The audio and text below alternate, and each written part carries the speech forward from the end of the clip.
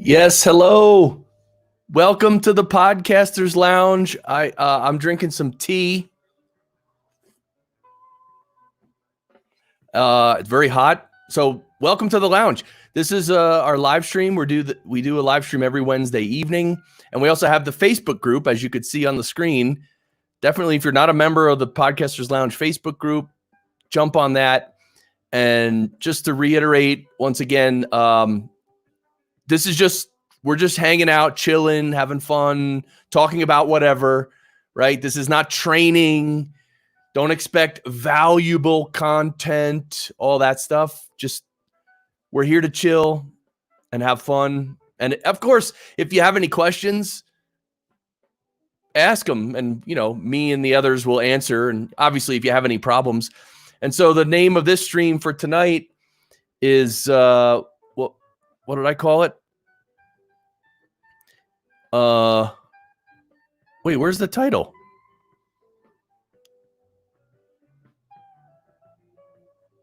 Wait a minute. I'm so confused. If you're here, say hello in the chat. What's up? Welcome to the lounge. We're chilling. Yeah. So we normally stream for a couple hours. It's a lot of fun. This is a lot of fun. I like it. But I'm just looking up the stream thumbnail. Yeah, empowering podcasters. Right? That's I thought we could focus on that for this stream. So if you have any issues that we can help you solve, if you need some strength, if you need some whatever you need, let us know what you need. Yes, empowerment is the title. Facebook user. By the way, you can. Looks like it's Ro. Hey, Ro. So, Ro, look on the screen, and everybody. So here, here, you could see the post in the Facebook group. You see this link right here, StreamYard.com/Facebook. If you click on that, you can give Facebook permission to show your name, because if you don't do that, this is what it looks like on the screen. See the comment on the bottom left? It just says Facebook user. So yeah, just give Facebook permission, and then your name will show up, and it's better for everybody. Then we can know who's here. Yes, I'm using StreamYard. Is that you, Ro? Yeah. Go ahead, Ro. Click the link and give permission there. Yeah, so we've been having some fun the last few weeks on the lounge, and various people have joined me. And I'm definitely open. We are definitely open for others joining us too. So if you ever want to jump on the Podcasters Lounge live stream, let me know. But you better be funny and energetic and whatever else. I don't know. Just be energetic, actually. Right? That's what I heard from long time ago when I started when I was presenting and doing seminars and stuff, and I took some training on how to present from the stage, and I was in Toastmasters, right, learning how to present. And one of the golden rules that I was taught by a pro back then was to bring the energy. If you do a talk, and anything you do, if you're on a podcast, on radio, if you're presenting or anything, bring the energy. Because if you don't bring energy, everyone falls asleep. And of course, that doesn't mean you have to yell and scream, that kind of energy. It just means having life, being vibrant and a little energetic. So yes, Ro, now we can see you. This is perfect. Thank you. That helps a lot. So Ro, how's life? How's things going? You doing all right? Keeping busy? In the midst of staying safe, hopefully. And what is everybody drinking? I'm drinking some tea. This is some Wu Yi Chinese tea, which I buy from Arogia. Arogia.net. Here, let me see. Arogia.net. Right? That's it. Yeah. This is it. This is where I buy my tea. And actually, my friend Wei, which is actually, that's her, she owns Arogia, and so if you want to buy like really if you want to buy really good tea, like seriously good tea, like this stuff is pretty expensive actually. But it's really good. And she apparently goes to China every year, at least once a year, I think, to like sort of look at the fields and pick what kind of tea she wants to buy to bring it back here. Any tea drinkers? Roy Stegman. Roy is drinking a nice ruby port wine. Okay. So you know what? I'm going to put my tea on this side. You know what? I'm not, because my channel strip is right there. And I'm not doing that. I'm not putting a cup like this near my channel strip, which is on the desk. I won't do it. I'll keep it over here. You know, you've heard of like black bear mothers, like when a black bear, one of her children is in danger and the mother goes nuts and just kills everything. That's how I get with audio gear. So if you come between me and my audio gear, it's, you better have bear spray or, something. So who else is here? And what are you guys up to? Before I forget, I want to show you guys what's coming up. And this is so cool. I'm so happy about this. Look at this. This is what's coming up next Monday, May 18th. You can see this is a post in the Facebook group, and 5 experienced podcasters. Wait, hold on. Can I make it a little bigger? Yeah. All right. Well, you could. Yeah. So 5 experienced podcasters each give a 10-minute guided tour of their post-production software and processes. This is going to be awesome. So it's Monday, May 18th at 7 p.m. You can see right here on the bottom. May 18th, 7 p.m. So mark your calendars, and the post is here, and it's also on YouTube as well. But this is going to really be awesome. So it's Monday evening. I hope you're all going to be around Monday evening. Ro is so excited about next week. You and Marcus have been so wonderful to me. Oh, awesome. Yes, and of course, Ro is a graduate of Podcast Engineering School. So, and of course, she's still, when you're a graduate of Podcast Engineering School, you're still part of the community. Like you're in for life. That's the deal, right? So the private community, everything. Yeah, Roy, come on, man. We gotta promote this thing. I think, what you see on the screen right now, this type of and look, the lounge is supposed to be just chill, like we're just hanging out kind of thing. And I understand what you see on the screen right now is more like it's not training. It's more like a show and tell. So it's kind of meant to be fun and quick. It's not meant to be really in depth, and this isn't like some e-course or anything like that. I think it's going to be really awesome. I know Brian Ensminger is going to be there. He uses Hindenburg, so you're going to see Hindenburg. I think you're going to see Adobe Audition. What else? What does Jason DeFilippo use? I think he uses Audition. Anyway, maybe someone uses Reaper. I don't know. I'm not even one of the 5. I mean, I can show mine at the end if everybody wants. And just don't clip that, please, Ralph. Is Ralph here? Jesus. All right. So what else did I want to show you? So one thing I did was I finally caught the eldest bro on Twitch, and he was playing this really cool game. I don't even know what it's called. But anyway, if you're on Twitch, the eldest bro, he's a regular here in the lounge, and it was fun watching him. And yeah, streaming's awesome, right? Like, I mean, I don't know. Like live is so cool. I don't know. What do you guys think? Do you guys live stream? I think, Roy, you were live streaming once. You were mixing one of your songs, right? And you live streamed the whole thing. Oh, I want to show one other thing, but I'll wait a minute for that. So yeah, and I don't know if anyone's going to join me today in the lounge. It's okay. We're just hanging out in the lounge. We're just drinking tea. You know? We're drinking tea. And Roy says he's been using Reaper for pretty much all his music production nowadays. Yeah, that's awesome, man. Reaper is very cool. I actually just scheduled a daily goodie about Reaper. Did you know with Reaper, because by the way, Reaper is sick. Reaper is like one of the sickest DAWs ever, meaning good, obviously. But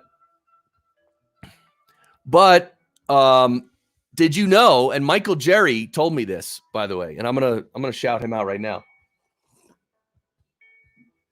Michael Jerry, who is from, here it is. Yeah. This is Michael Jerry's website. Okay. Michael Jerry, by the way, is a graduate of podcast engineering school. So he's got that going for him. So if we share this now, yeah, this is his website, MIDI Productions, MITI. And the website is MIDI5audio.com. Anyway, Michael Jerry, he's like I said, graduate of PES. This is his website. He's starting to produce audio for people, and it's awesome. But what I wanted to say is that he was researching Reaper, and he found out that in Reaper, you can actually record to two different drives simultaneously. So isn't that cool? I don't know. I just thought that was pretty cool. Yeah, Roy, you got to update your stuff. Hey, back row, what's up? Yeah, baby. Wait, hold on a second. Hold on.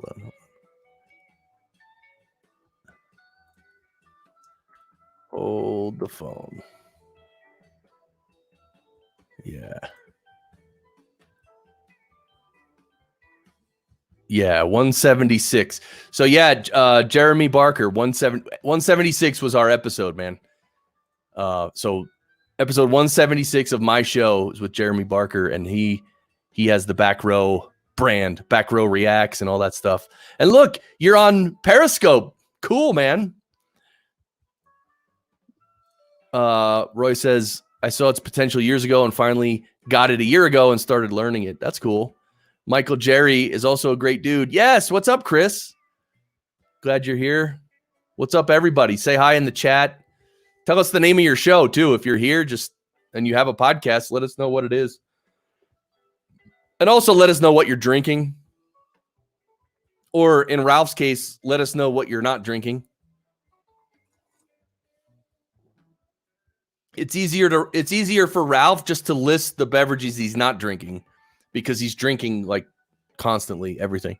Roy says, yeah, I can do more on my laptop than the tower, but I want to make sure everyone can hear it. Cool. Yeah. So Chris Stone, where are you in the world? And don't say in your living room or your bedroom. I mean the city and the state. Where are you? I'm under a tree. But I do ask when I'm sound checking guests sometimes. I do ask them, where are you in the world? And they're like, or no, if I say, where are you right now? Then they'll be like, oh, I'm in my office. I'm at my desk. But if I say, where are you in the world? Then they get it. Atlanta, baby. Oh, yeah. Ben Feingold is in Atlanta. Who else is in Atlanta? Mark Deal. Isn't Mark Deal in Atlanta? I think he is. Mark Deal holding down Atlanta. Drinking Ginger aid kombucha. Ooh, ginger aid kombucha.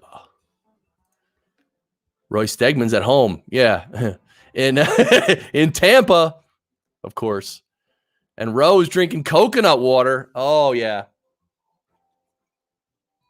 I don't know if I've ever tried that, but my wife likes that. I had a friend who likes that too. Coconut water.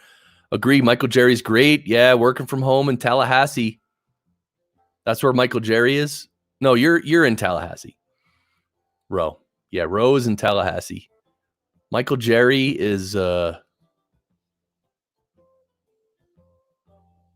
forget where Michael Jerry is. Anyway. Yeah.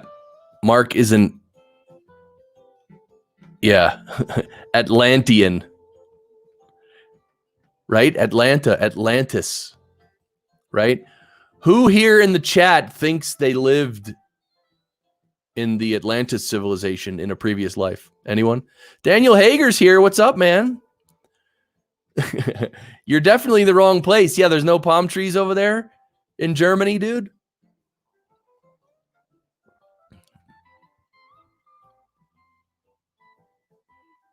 Oh, yeah. Oh, wait. Are you in Germany? Oh, my God. I'm forgetting everything. It's, you know what? Having all these windows, it's not easy having all these windows open. And all right. Am I just making excuses? Anyway, welcome everyone to the lounge. What do you guys want to do in the lounge? You want to play some games? Anyone play chess?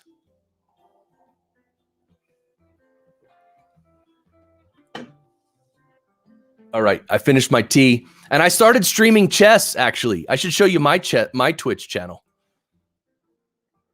Yeah, I'll show you my Twitch because I started a new Twitch for me personally. For yeah, look at this. Is this cool? This is how I stream on Twitch. Oh yeah, baby. Wait, I should go to dark. I want to go to the dark mode, dark theme. Yeah. Oh, come on. Dark should be like the default, no? Anyway, this is my channel, Red's Abode. And if you anyway, I play chess. I played in a couple tournaments last weekend. Roy, play guitar. Do it. Do it. I'm here. Kill me, I'm here.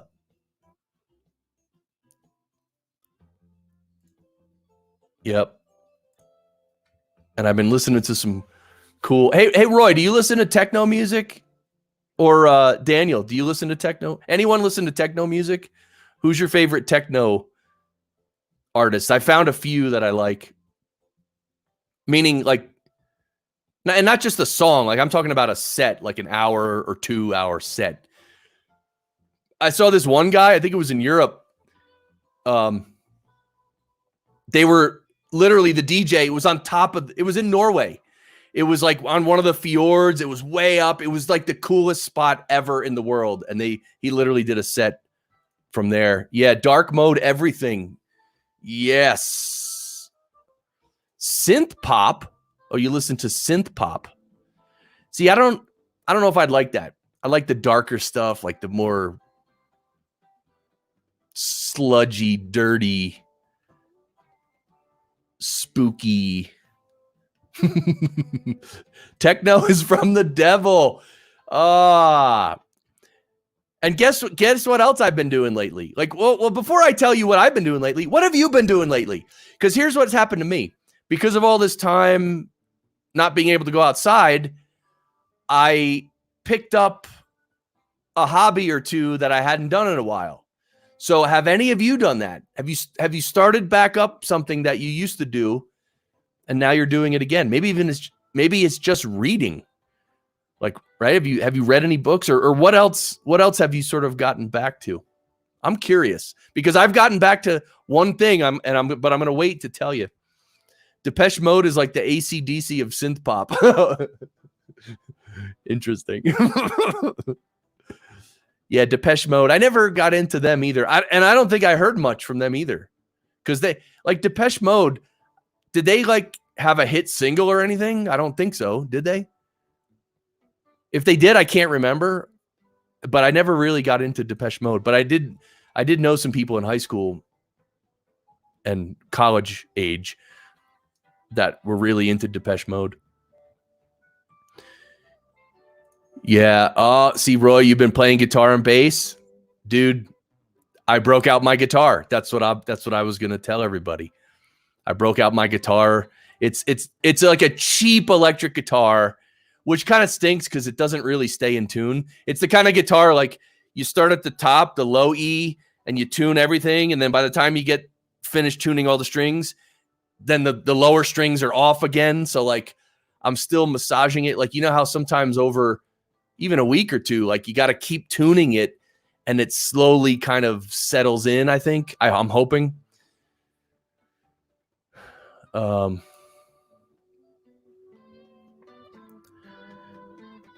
Depeche Mode had several hits. Okay. And Ro put down your cello 30 years ago, picked it up again, and have been taking lessons the last 7 months. Been practicing a lot during quarantine. Oh, that is cool, Ro. Ro, if I make some new songs, you gotta put some cello on some of my new songs. I mean, because you're the only person I know who plays cello. So that'd be awesome. Do some long distance overdubbing. Learn to make pasta from a woman in Italy online. Did it with your wife. Oh, that's cool. So you and your wife learned to make pasta from a woman in Italy online. That is cool, man. That is cool. I hope it tasted good. Daniel says, started playing around with a guitar amp. Oh, with guitar amp plugins and impulse responses and put new pickups in my guitars. Oh, dude. Well, Daniel, you're going to have to overdub on my song too. This is what I'm going to do. I literally wrote some riffs. So I'm just going to try to write some chord structures. And then I don't know what I'm going to do for the beat. I could break out my drum set and just play some simple beats. Like I kind of want it to be moody and trippy. And like, I don't need like great drumming. Okay. Ro, love Depeche Mode. People are people. Okay. Blasphemous rumors. That rings a bell. People are people, though. I know that one. Oh, personal Jesus. That's right. I forgot about that one. Okay. Enjoy the silence, walking in my shoes. Playing more theremin during the quarantine as well. Theremin? What is that, a game, Chris? Like a...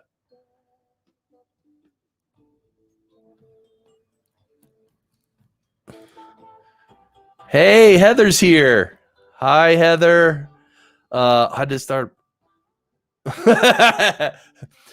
No, see, Ro, what it is if you do play cello on my song, it just has to be simple. Like it doesn't, you don't have to be a virtuoso. I just want simple. Badass. I replaced the strings on both the studio bass and guitars because of it. All right. Replacing strings. Here's Heather. Sunshine and Power Cuts podcast. Yes, Daniel, we're gonna go that route. Play in drop A sharp. Whoa. Yeah. All right. Theremin is an instrument. All right. Well, now we're gonna have to look this up. All right. Theremin, Wikipedia. All right. So the theremin, originally known as the etherphone, thereminaphone, or Terminvox. That sounds German. Or Thereminvox is an electronic musical instrument controlled without physical contact by the thereminist performer. It is named after its inventor, Leon Theremin, who patented the device in 1928. Wait, but is that it?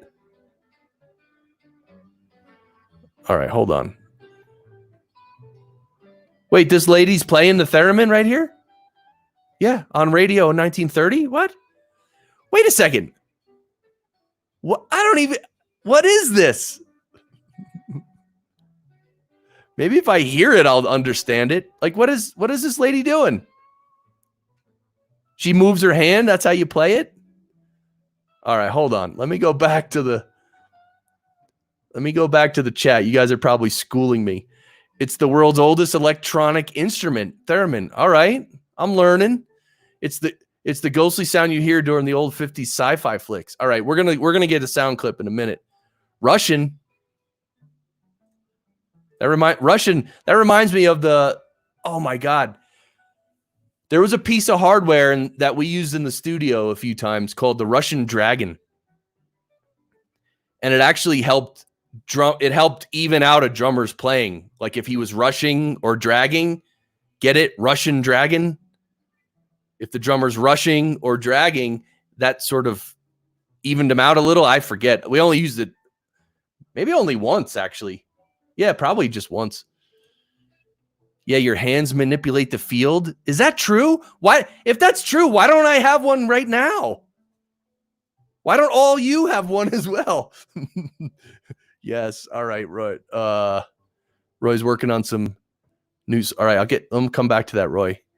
Right? You never heard of this. YouTube Clara Rockmore. All right, here we go. I'm gonna search for Clara Rockmore theremin. Oh, but am I gonna be able to play this? Well, this looks so old. I can't imagine that.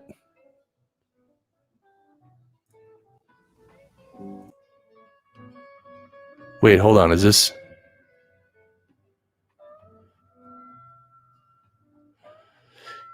Are we going to get thrown off YouTube if I play this? You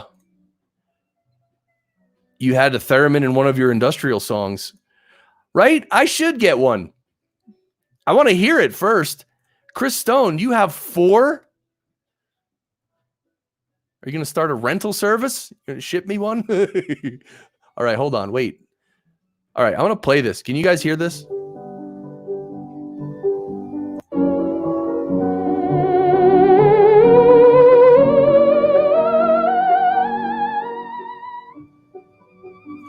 Wait. So where she has her hand determines what the note is? Is that true? You guys can hear that, right?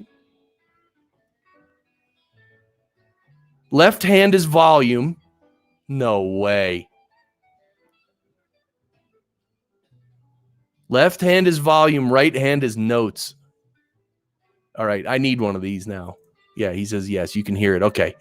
All right. Well, I need one. This may be this may be the instrument I was waiting my whole life for. All right. The closer your hand is to the antenna, the higher the pitch. Oh, interesting. Oh, there's another woman playing a theremin. All right. I'm going to have to look into this. This is so cool. There's probably like a Facebook group for thereminists, right? There's probably everything. Probably everything. So everybody, welcome to the lounge. We're just chilling. We got people tuning in from Europe, New Zealand,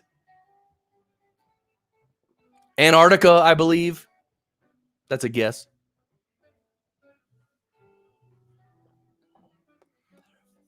We should do a live lounge from Antarctica. Who's in? The shape of the hand affects the timbre. No way. Really? Are you guys just messing with me now? So, all right. So my question is it an easy instrument to play? Like, for instance, like, because you have to use your hands so like that, is it difficult to learn how to use your hands like that, or is it kind of easy to learn? That's my first question. Because I wouldn't be surprised if it was very difficult to learn, right? Septic Flesh, oh, great name of a band, has a song called Confessions of a Serial Killer where they have a theremin in the orchestra. It's incredibly difficult. Thank you. That makes sense. Right? That doesn't seem like something you could just walk up to and, play. I guess you can't do that with any instrument, really. Yeah, even a piano, right? I mean, you could just hit some keys, but, easy but tedious. Oh,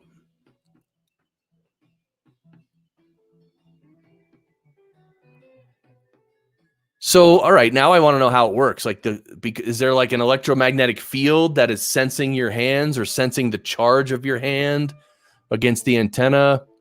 And what is it that actually makes the sound? I don't expect answers to all these right now, but we're gonna have to look into this.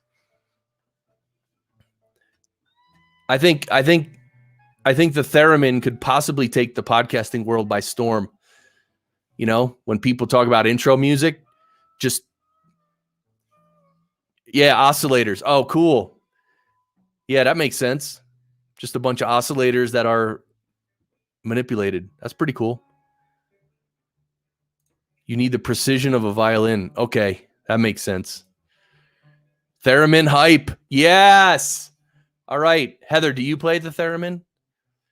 It works on electromagnetic resonance. That's almost the name of a Tesla album. Remember the band Tesla? They had an album called Mechanical Resonance. Little Aliens. Ah, I thought so. Heather, you don't have a theremin? All right, we'll get you one, Heather. We'll send. I mean, shipping to New Zealand, I know it might be a little more expensive, but this is important. We need you to have one of these, okay? Everything in the room can influence it. Whoa. Wow. So what if you brought your smartphone? I don't know. I would just be, please. And why, like at Podcast Movement, like in my booth for Podcast Engineering School, I should have one of those and let people walk up to it and do this, right? Andy Wong is here. What's up, dude? Yeah, we need a theremin podcast. Where is it? Yeah, but did they have theremin on that album? Yeah. Good question. Leon Theremin was institutionalized for the concerts he put on with them. Really? It was so far out they thought he was whacked out. Was he really whacked out, or was he a normal dude? Was he really crazy or not? Or was everyone just afraid? Wow. Wait, I want to hear a little more of this. Oh, wait. Let me stop the Grateful Dead.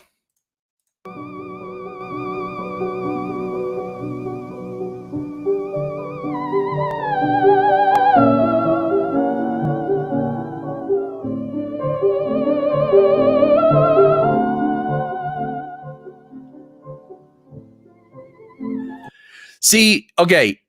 All right, I got to tell you guys something. Hold on. I got to tell you guys something. So I was recently watching a video with this guy who's doing the techno mixes, right?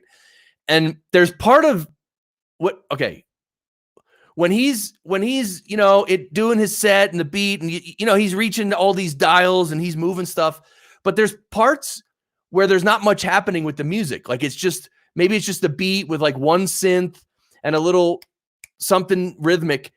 Like literally there's only like 3 or 4 things going on in the mix and you can hear them all. And the mix is going and everything stays the same. Like those 4 elements in the mix stay the same, but yet he's there twisting knobs and doing all this. And I got the feeling like, is he really manipulating the music with these knobs, or is he just playing? Like, is he just faking it? Just faking twisting knobs and stuff, right? Who's going to know? Anyway, that's what with this woman, like if you didn't know what this was, you would think this is staged or a fake video, right? Fake news. Oh, jeez. He had dancers moving on stage and their movement affected the notes and volume. Oh, see? How cool is that? Oh, Andy, what all right, let me go get that link.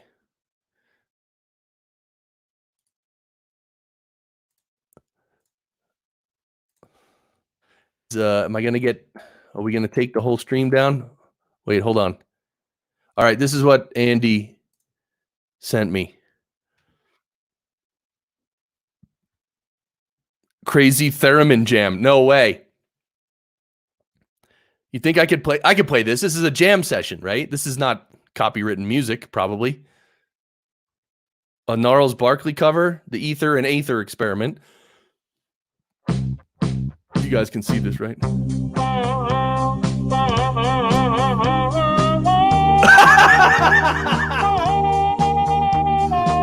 Wait. All right. Hold on. I can't. Oh no. Oh my God. Afraid. I think the KGB moved him around. There was a documentary about theremin and his legacy, and he didn't know how popular it was until after the turn of the 21st century. All right, Andy, thank you for sending this link. This is so. I'm gonna watch this later. I don't want to play this on the stream because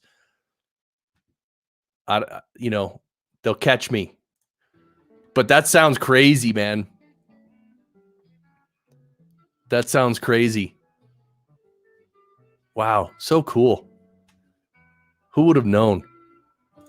Oh, Good Vibrations, the chorus. Oh, really? Yeah, that thing. All right. Yeah, I guess I always thought, I mean, I kind of knew that was a synthesizer of some kind, right? And that's all I knew, though, in my mind was when, like, if I think of Good Vibrations in the chorus and I think of that sound, I just think like, some sort of an oscillator or something.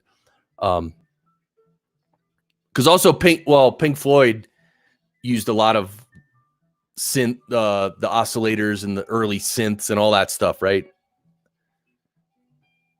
So I wonder if Pink Floyd used the theremin. Anyway, anywho, so yeah, here chilling. I don't know. Normally someone jumps on here with me, but so far today, no one has. So it's just me. You get me. Right? Synths can mimic its sound. Yeah. Wow, pretty cool. So yeah, so in the news, what's been going on in the podcasting news? Let me try I mean, I know you're all subscribed to Pod News. I mean, right? If you're not subscribed to Pod News, go right now and subscribe. Okay, click on updates, and here we go. Google helps people move away from Google Play Music podcasts. All right, well, it's so funny. Moving away from Google Play podcasts it's taking like, well, so far it's been 2 years at least, right? Or probably around a couple years. It's just, I mean, I don't know why these things take forever.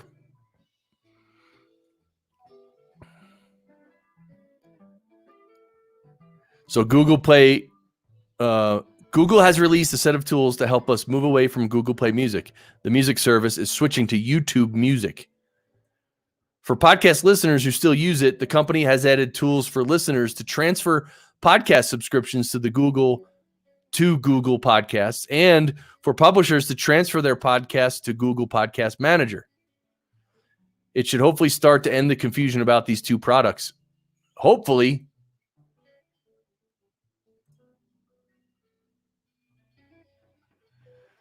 What is this? Is there a growing market imbalance in podcasting? Writing for Pod News, Libsyn's Rob Greenlee wonders if we have too many new podcasts, but not enough new listeners.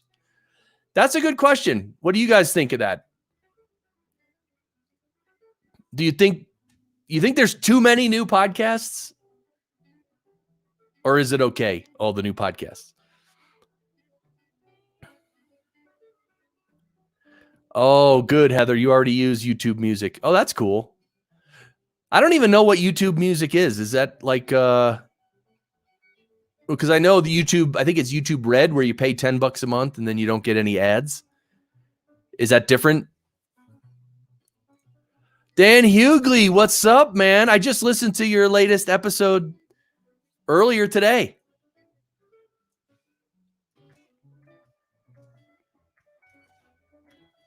The Johnny podcast on Simplecast. Oh, yeah. All right. Whoever's not subscribed to the Johnny podcast, this is a great one. It's a great one. I always thought that was redundant for Google and YouTube for podcasts. Yeah. Yeah. I mean, look, the fact is Google didn't take, well, they still don't really take podcasting seriously. Neither does Apple, really.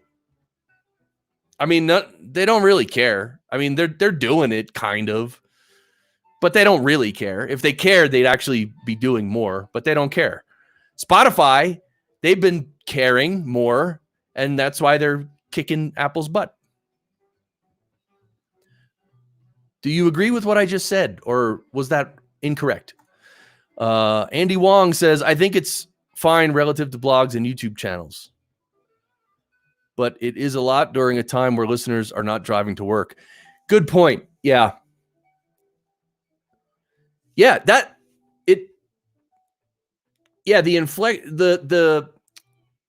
pandemic made people listen less and start podcasts more, right? So yeah, that's interesting. So a lot of people started shows and all that stuff. Dan Hughley, what's that about Johnny Podcast? Yeah, Johnny Podcast. It's such a great show because Johnny Podcast himself, he's the host of the show. You're how many episodes? You're 9 episodes in, and Johnny Podcast has still never been on his own podcast. It's great though. You gotta listen to it. Apple's trying to move on from it. They want to make more money. Yeah, exactly. They should, whatever. I mean, look, whatever. I get tired of talking about it. All these big companies, and I know they're there. I know they're doing good things like Apple, right? Everyone's like, well, Apple, no, they're doing a lot for the industry. I understand that to a degree, but it's not a moneymaker. Like if you put, you know what it's like? It's like, I can't think of a good example. Do you guys have a good example of this? Where if the government does something, they don't do it so well because it's the government. They don't really care. But if a private business does the same thing and they're motivated by profit, they will create a much better product and a much better experience. Because the government trying to do it, they don't really care. It's like they're just trying to do the minimum and just get it done. Okay, it's fine. But a private enterprise is like, they want to make it really good and they want to, earn more money. So that's how I feel like Apple is with podcasts. Like they don't care. I mean, okay. Again, they're doing okay, but they don't really care.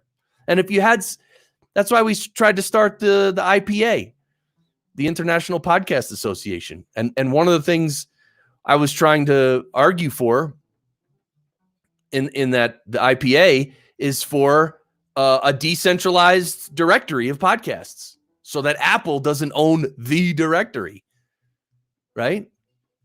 Because all these apps, a lot of apps pull from Apple.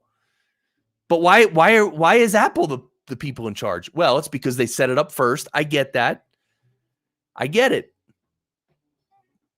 But it's been 15, 16 years. And if they're not going to step up their game, then the private industry should just take it over, right? I don't know. Am I ranting? What did Royce Apple's try? Oh, no.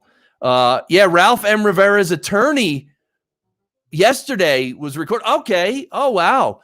Ralph M. Rivera's attorney. Does the attorney also drink expensive liquor and expensive cigars? I'm just curious. I don't know. You think Apple's trying to get too big to be Apple? Yeah. Whatever. It is what it is. It's all good because here's the thing at the end of the day. This goes for business, this goes for podcasting, this goes for life, this goes for your health. In the end, it's on you. Period. I remember hearing the adage, C students hire the A students to do the work while the B students go work in government jobs. Oh. Yeah. And, look, there's nothing wrong. Like government, it is what it is. I mean, I'm not getting political, but I get it. I get why things are the way they are. I mean, there's the ideal and then there's reality. I get that. I'm a very idealistic person though. So I'm always thinking of the ideal and the future and all that. But yet on the other side of that, there's practical concerns and today. So it's a balance, right? So, we started talking about that because of the Johnny podcast. And Joey Jenkins, that's the guy that's Johnny Podcast's. What is he, Dan? Is he Johnny Podcast's producer or just his friend or something? But Joey Jenkins is the guy who's been hosting all the episodes so far. Apple wants to sell more iPhones and Apple TV subscriptions. Podcasts are more core to Spotify's business. Yes. So who here thinks, all right, ready? Who here thinks in 5 years Spotify is going to own the podcasting space like Apple has owned it previously? Do you think Spotify is going to win and win big? That's my question. Okay, producer. Yeah, Joey Jenkins is the producer. Nice. And lifelong best friend. Okay, I see that. wait. This was his attorney, William. William Johansson Kugelman, Esquire, attorney at law. Oh, I can't wait to hear it. When is this episode going to come out with Ralph's attorney, Dan? That's I need to know. I mean, I know, like, I'm already subscribed to the show. It's good. It's going to be downloaded, period. But, that guy agrees with you. Okay. So Dan Hughley says Spotify is going to win. I'm calling it. I say Spotify is going to win. Apple is just going to fade that's it. They're going to fade to black. Roy says he thinks so. Spotify's model gets them money regardless. Yeah. Eric Hunley. Wait. Where was that? Eric Hunley, I didn't see you, man. Welcome if you're here. Yeah. Okay, 2 weeks. We got to wait for the episode. Yeah. Oh, there he is. What's up, Eric Hunley? Good to see you, brother. Hey, does everybody remember the big news? Don't forget, next Monday, we got 5 experienced podcasters each give a 10-minute guided tour of their post-production software and processes. Are you guys psyched for this? It's May 18th at 7 p.m. You can see right at the bottom of the screen. May 18th. That's a Monday, 7 p.m. It's gonna be in the lounge right here, and I'm gonna be hosting, but we're gonna have 5 people come on and give us a quick tour of their post-production. So they're gonna show their screen here. So you're gonna see on their machine what DAW they're using, what plugins they're using, how they're tagging their MP3, everything, all the apps and stuff on their computer. We're gonna go through quickly. And so it's going to be a lot of fun. I am so psyched for that next Monday. So if you want to, obviously, if you'd like to attend, please do. But also, if you'd like to share this, that'd be really awesome too. And I don't know if you know this, on Facebook, if you wanted to share the link to this post, I know probably everyone knows this, but I'm just going to say it. Like, you see, like, I'm hovering right now over the time. It just says yesterday at 1:50 p.m. right where it, that's the timestamp on this Facebook post. And if you right click that and choose, what? Copy link location. What the, can I just copy wait, let me make sure that's it. Yeah, that's it. Yeah. So just copy the link. On a Mac, it says copy link location. Anyway, if you wanted to tweet out this, you can use this link. Just right click on the time up here copy that link and then go to your social media and paste it in, and then when people click on it, they'll come right to this post, which is pretty cool. Hey everyone, Facebook user, please give it's Michael Jerry. What's up, man? Hey, make sure you give Facebook permission to show your name. It's in the post right there. Right on the top, right above the picture, on the top right of the picture. Right here. Right here. Right here. Right here. Right here. There's a link. Give permission. Give permission. So we're just hanging out. We were talking about Michael. We were talking about you earlier, dude. We even showed your website. We promoted your your production business already. Anyway, I'm going to keep my water on that side. Anyway, I'm psyched for next Monday. I'm trying to figure out how to get more people to attend. One of the things, Steve Stewart is one of the people who's going to show their screen and all that. And so don't forget, Steve Stewart, as you know, runs the Podcast Editors Club, which is right there. If you're a podcaster, if you do your own editing or if you do any post-production for yourself or for others, you should definitely be in this group. This is a great group. How many people are in this group now?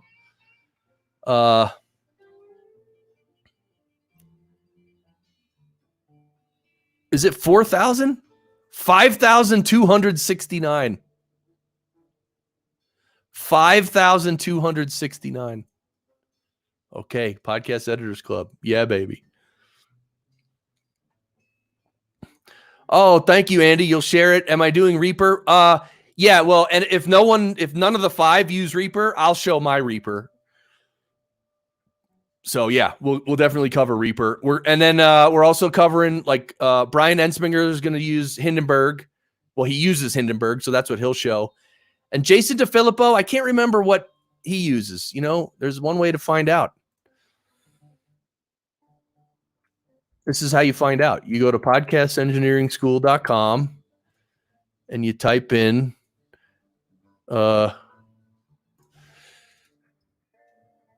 DeFilippo, and then what? I spelled it wrong. Oh, it's 1 L, 2 P's, is it? Oh my God.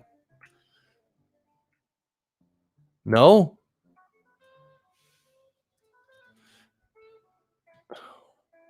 All right. Episode 43 from way back in the day. Right? Oh, let me. Jason uses Logic Pro. Okay, Logic Pro 10. But yeah. Yeah, and this, by the way, this was February 9th, 2017. So this is a little over 3 years ago. He was on my show. And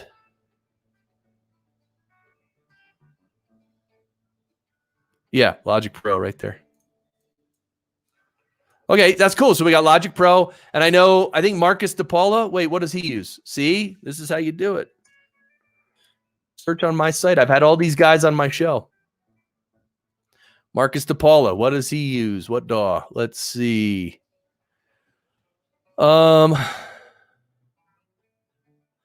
Logic Pro and Adobe Audition. All right, he uses both. So he's going to, there we go. And then Steve Stewart uses Audacity. So there's another one. We're representing almost every DAW. Right? Pretty cool. So that should be fun. Yeah, so one thing I might do is normally we stream for 2 hours, but in about 6 minutes it's going to be 1 hour, and if no one's going to join me on the stream, then we can continue. If you guys have questions or you want to hang out and do stuff or do anything, play some games, we can do that. Or if any of you want to jump on the stream, obviously, if you need help with anything, the whole idea of the stream right now was was empowerment. Empowerment. And one person wants to join the group. What is our group up to? Oh, it's Josh. All right, Josh, you're in. Yeah, our group is up to. All right, we got to have some kind of party here. Wait, where does it? Oh, yeah, here we go. 912 members. Right here. 912. All right, so what are we going to do when we hit 1,000? That's the question. What are we going to do when we hit 1,000? Yeah, if any of you guys want to jump on the stream with me, just let me send me a Facebook Messenger thing, and I'll send you the link. You can jump on or not. You know, it's totally up to you guys. I mean, you know the lounge. We do whatever. We're here just chilling.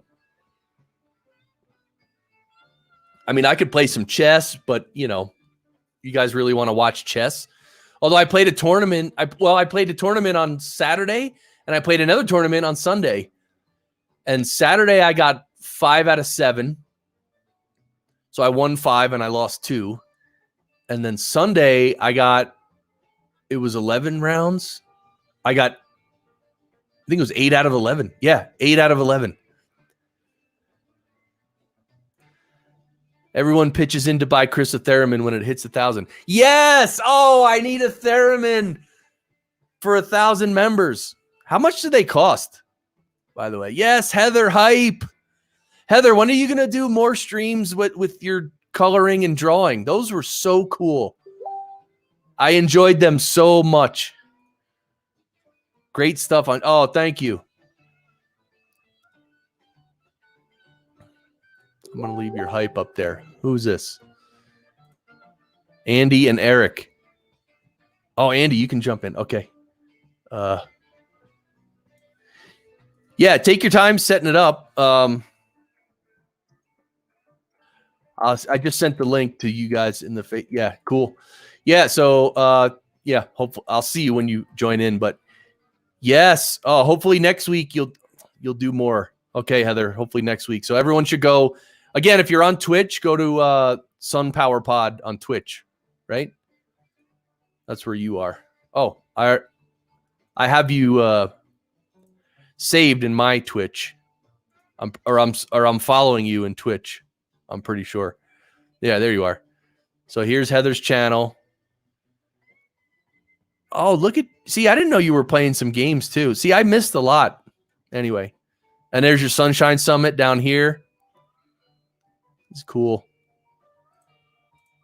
All right, who else? Is anyone here? Is anyone else here who streams on Twitch? Because if you are, then that'd be cool. I mean, I'd love to check it out and follow you and stuff. Oh, you've been busy and your internet has been garbage. Michael Jerry, how long have you been playing chess? I started in high school. I played a little in high school, and that's it. I'm a hack. I'm a complete hack. I'm not that good, but I like it, and I actually really like it. So it's fun. If you build the theremin yourself, probably around $30 of electron. Dude. All right, new project. I got to build myself a theremin.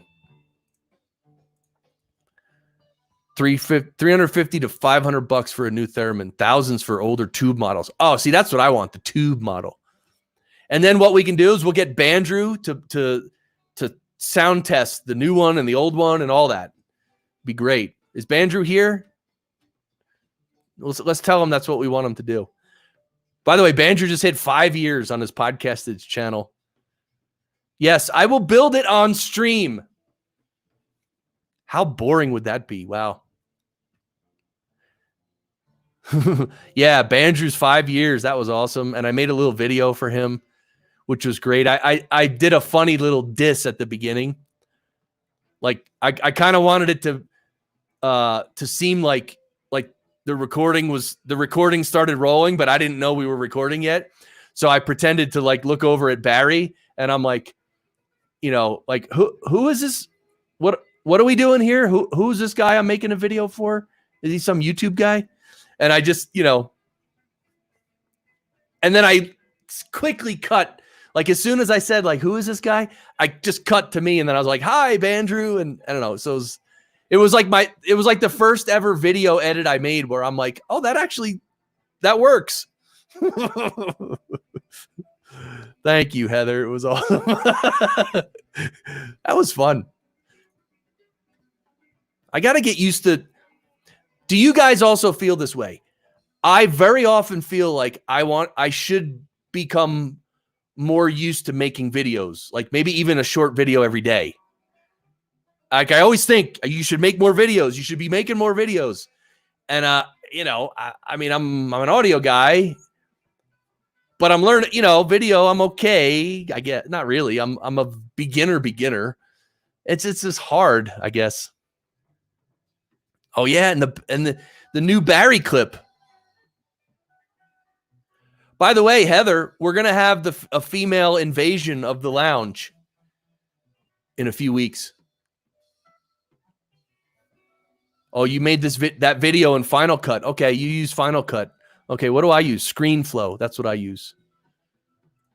Yeah, so Heather, we're going to have I'm not going to announce it here, but there's a few female editors or maybe many that have like a group. And anyway, we're going to get a bunch of the females in the lounge. So I'm going to be the only male, and then all the rest are going to be females. And then I might even just take myself off the screen and just give the lounge to them for, I don't know. Anyway, it'll be fun. That's the whole point. Got to have fun. Gotta have fun. That's it.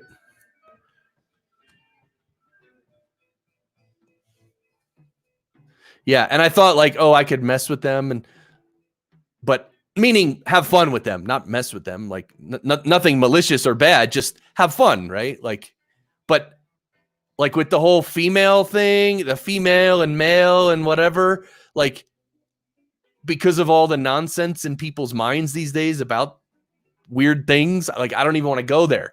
So I'm just, obviously we're not even going to mention it. We're just going to have fun and do what we do. Oh, you would have jumped on, but you're working. All right. You're working. That's good. Hopefully you're knocking out the work. Get her done. Yep. So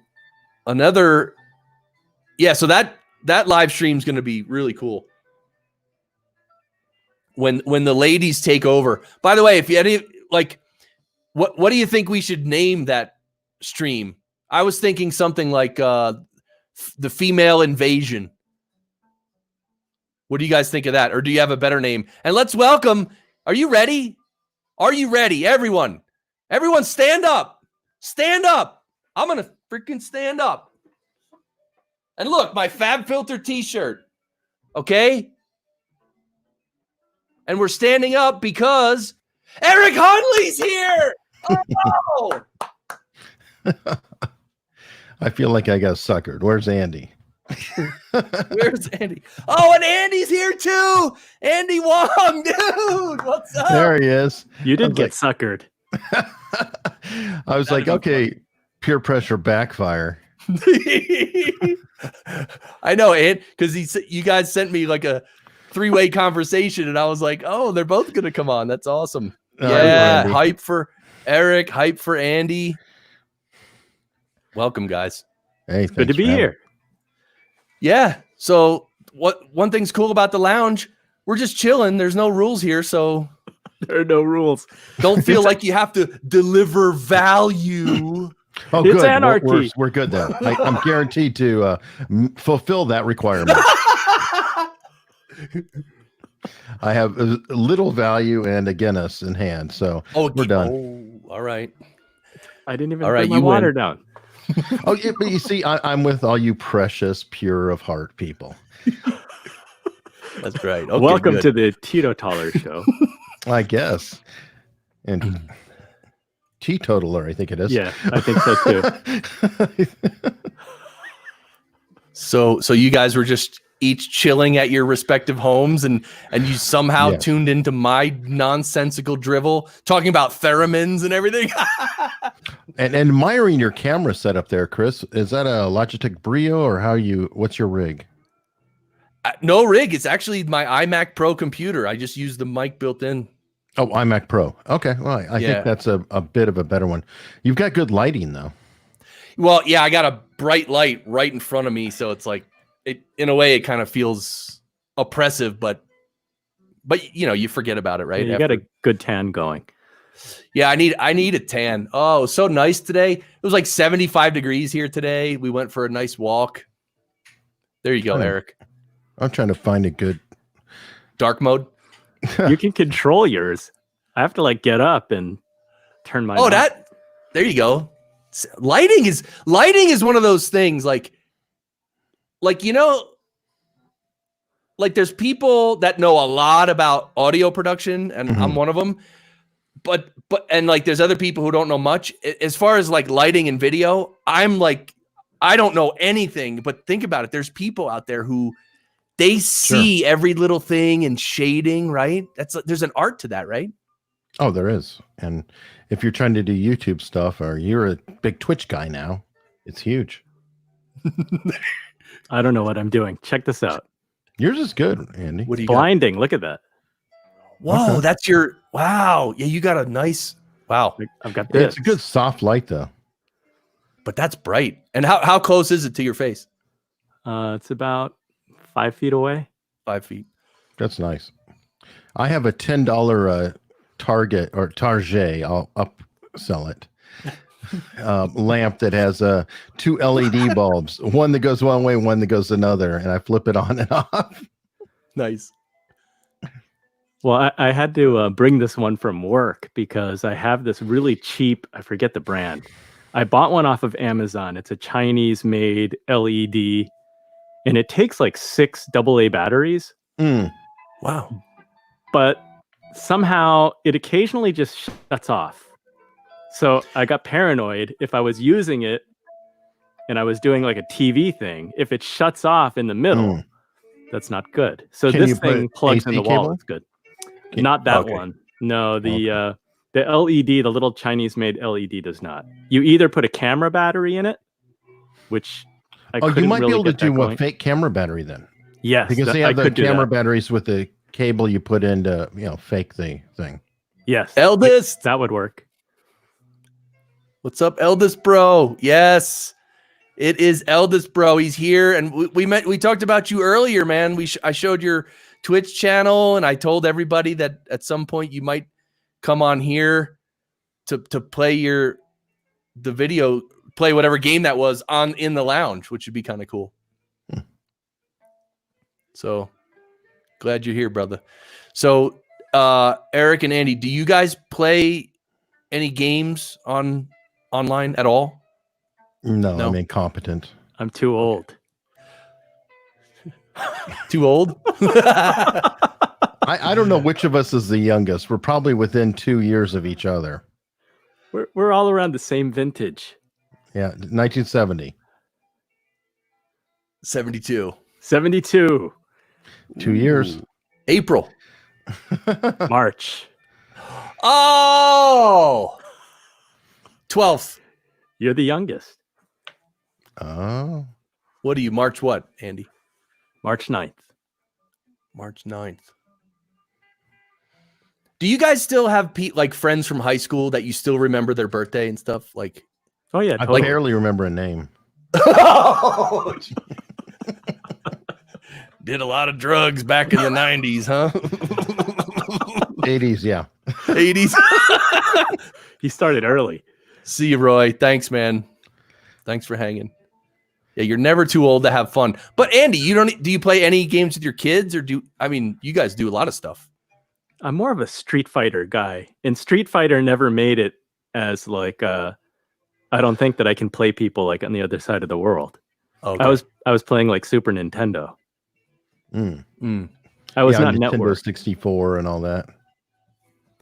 By the way, Andy, you made a video with your kids. You've made a few videos with your kids recently. I saw the one. I made my ninja movie.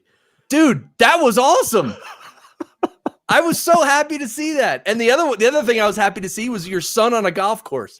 I was like, dude, that's like literally 60 years from now, he's going to remember that. I hope Honestly. so. Yeah, that was fun. That's so cool. He likes it. The 9-year-old likes it. Eldest can't even remember his mom's birthday. Oh, geez, dude. Go one deeper, get a wife. You won't keep her, but you'll have her. Oh, jeez. It's funny because it's true. So, Andy, how's Jersey, man? With all the craziness. We're number 2. Yes, scary. It is scary. Things are getting better. I think that the tragic story, the show has really taken a turn for the worse. The tragic story is that it's the nursing homes, where all the new cases are, and that are just being hit hard, which is terrible. But kind of that's the way it was in Italy. That's the way it is all over. Nursing homes, meatpacking plants are horribly hit as well. I actually I have a YouTube video out with a guy talking about that. His theory behind it is that it's about relative humidity level within a facility. And then obviously nursing homes have comorbidity problems. Yes. Humidity. I listened to the first odd. 15 minutes. I listened to the first 15 minutes of that show while I was grilling, and I need to finish. But good job. Well, you did a great job. Thank you. He was talking to an ER doctor, so he was asking all these questions that many of us have to somebody who should have some answers. Yeah, humidity sounds weird, but it makes a lot of sense if you think about it. I mean, if you have dry air, what kind of visibility do you have? You can see for miles, right? If it's really humid, your visibility is cut short. The air is thick, things don't move well. So if you have really, really dry air, how far do you think an aerosol virus can spray? Versus extremely humid air, it weights down and that slows the spread of it. So a 6-foot distance can be a factor. And he was talking about the most important thing is indoor relative humidity. Because if you look at all the places, New York, what did it have in common? It was cold. What do you have in a cold New York? You have a bunch of forced air heat inside of a building. Everybody's stuck inside because they're in quarantine, and you get to suck down the recirculated air. And it's drier because it's been heated and all that. There you go. And he's talked about it in Wuhan, New Orleans, during Mardi Gras was unseasonably cold and dry indoors. And every place along the way, Florida, on the other hand, has more elderly than anywhere else in the States. It's doing better than anywhere else. And what is Florida known for? Humidity. Go figure. All right, I need to get a humidifier in here. I've already bought a hygrometer off of it. You can get it for less than $10 on Amazon, and they'll tell you relative humidity levels in your house. I'm just gonna turn the shower on hot. Yes, I was gonna say, should I? Room. I was even thinking about just working from the tub. What if I just fill in all the water, like lay in the tub? Whatever works, man. Be careful with the electronics. You got to be careful. Oh, that's true. I'll use a shotgun mic or something. As long as it's not a shotgun. Oh, jeez. Is that a shotgun mic in your pocket? Is that a NTG 5 in your pocket? Wife or are you just when she comes in to join them? So Eric, what give us the update on you with you and your show and what's been going on? Just putting out episodes. Everyone from the virus. I've kind of been doing a lot of YouTube first and then rolling it into the podcast after. He's a YouTuber. No. Twitcher? No, you're the Twitcher. You've been getting your subscribers up on YouTube. I saw that today. They're growing. Everybody can freely join, please. But yes, I'm not above begging. No. And I do since you're on here, Yes. the thing behind you, is that like it looks like a handkerchief. It's like a little banner.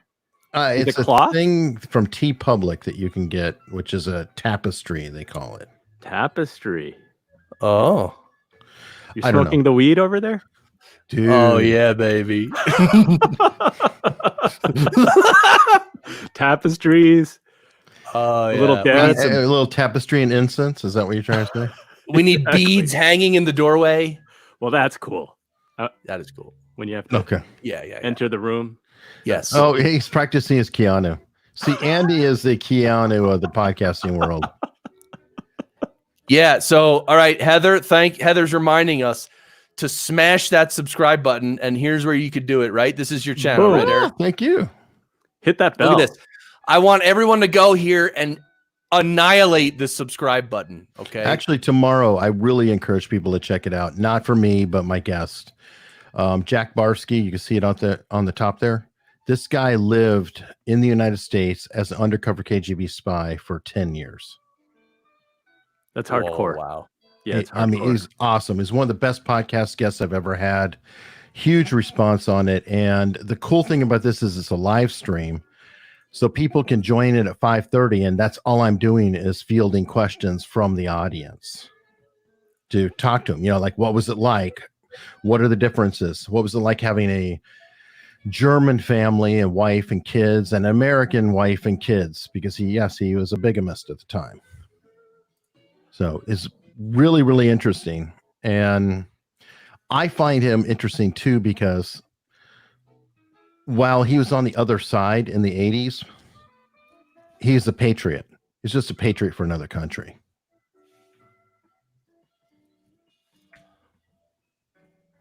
Annihilate. Okay. Oh, I forgot you guys could see what I'm doing. I want you all to. I want you to demolish the subscribe button. Fantastic. Okay? This is Chris's spell check. Slaughter. I want you to exterminate. Wreck. Slap that like. Who's listening to Davey 504? Snuff films. Snuff. Please obliterate completely the subscribe button here, please. Thank you. Oh, jeez. Yes, we'll hit refresh and it'll get up, and there'll be a 3. No. By the way, next week, live from the podcaster's tub, okay? Oh, jeez. You mean this is not like Tea with Gary V? No, God. When I see Tea with Gary V, he opens up the person's Instagram, or he gives out the Instagram account of the guest, and you can see just increasing by hundreds. That's power. Well, you've met Gary V. I met him briefly. Tell us about that. Yeah. That was a welcome surprise. I was not expecting that. I got to go to VaynerX headquarters in Hudson Yards in New York City because I was interviewing the head of consulting of the Sasha Group. And she said that she would host the interview at her office. So I said, sure, I'll come in. And I figured, I thought it would be cool. I'm like, yeah, I want to see Gary's office since I see it on YouTube. And when she met me in the lobby, she said, oh, do you want to see Gary's office? I said, sure. I want to see it in real life. And me and my brother was with me. So she walked us over there. And as we were walking and chatting, she said, oh, I think Gary's in today. And I was like, I wasn't expecting that because the guy's traveling and speaking constantly, right? So I figured he's going to be out. So he was there. She popped her head in and said, oh, Andy's visiting. He's going to be interviewing me today. I just wanted to introduce you. So shook his hand, and I did not want to let the selfie opportunity pass me by. We're proud of you, man. So I was like, Gary, can I get a selfie? He said, sure. And he was like mechanical, right? He probably is such a pro at. He's like, boom. Well, I grabbed I pulled my phone out and I put my arm out, and he's like, here, give it to me. I'm really good at these. told you. Yeah, I'll give you the secret. He does like, where's my camera? He does Wait. two-handed. Mhm. He goes like this. He holds it with two hands, so it's super steady. Mhm. And then we all jammed in there, and it was pretty good holding it tall way too, Huh. because then you could crop it for Instagram as a square. Okay. I never thought of doing a portrait because Me I'm always too. wanting to do it landscape. So I will say that Gary Vee is very good with the selfie. I The would hope so. two-hand maneuver, extra stability. I think that was a good idea. Speaking of brothers and Andy, he and his brother do a fantastic job of filming on their own YouTube channel. It's not super big, but I mean, they do a good job with multi-camera work, which is all iPhones. But I mean, it looks great. They do a good job with sound. You should check that out. Thank you. And then 5 of us watch it. But Well, maybe you can get 5 more.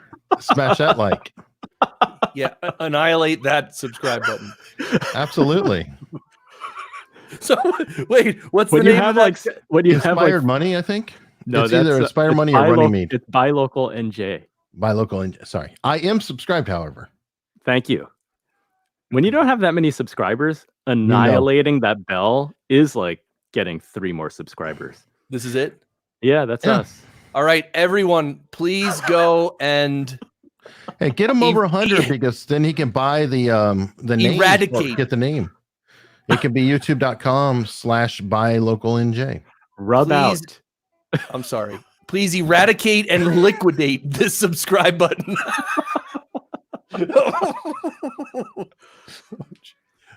Buy actually Local do a little- NJ. We do a little bit. We do better on Instagram. No, than on they do a good YouTube. job, seriously. Because I'm trying to learn about filming and things like that, and they're so far ahead of me. It's mind blowing. Wow. I never saw. I'm gonna check this out. It's You 2 should. iPhones. 2 iPhones. I mean, and they've got a gimbal type rig set up, and they do a good job cutting. It's really, really, really well done. Oh, By the way, Justin thank you, Michael Smolden's Jerry. here. Yeah. Thank you, Michael Jerry. And hello, Justin. What's up, man? I don't know if you're still. Well, no, you commented 3 minutes ago. Probably still here, but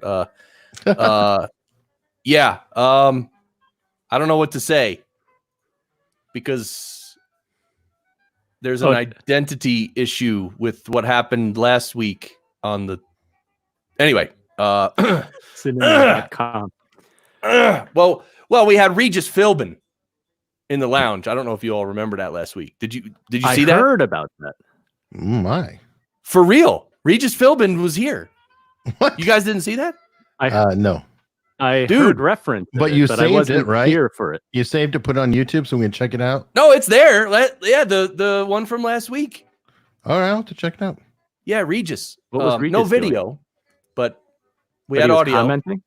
Well, Audio. Regis is not? of another generation. He's not going to necessarily, spit up the camera and all that. The fact he was there and commenting is saying a lot. Regis is hip though for his age. He's always been. Oh, I thought you were going to say he had a bad hip. I'm sorry. See, some people thought it was someone else's voice, but I maintain it was Regis. Okay, that's all I'm saying. I mean, when's Barry going to appear? He went home for the day. He's home during the quarantine. By the way, okay. Ray Romano is going to also join the lounge. So at some point, yeah. Because what happened was, Regis knows Ray, and so I asked Regis if he could introduce, and he said yeah. And wow. Ray Romano's good with podcast sound. I think so. So Justin, I don't know if you heard anything from Ray or Regis.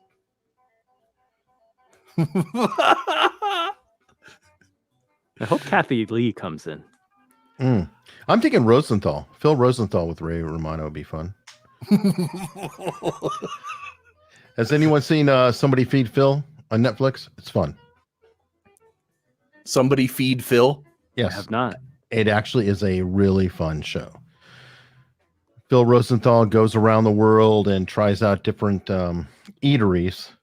A YouTuber friend I have, David Freiheit, who's Viva Fry, is going to appear in one of those coming up. I'm really liking his channel, by the way. Oh, you've been watching it. Cool.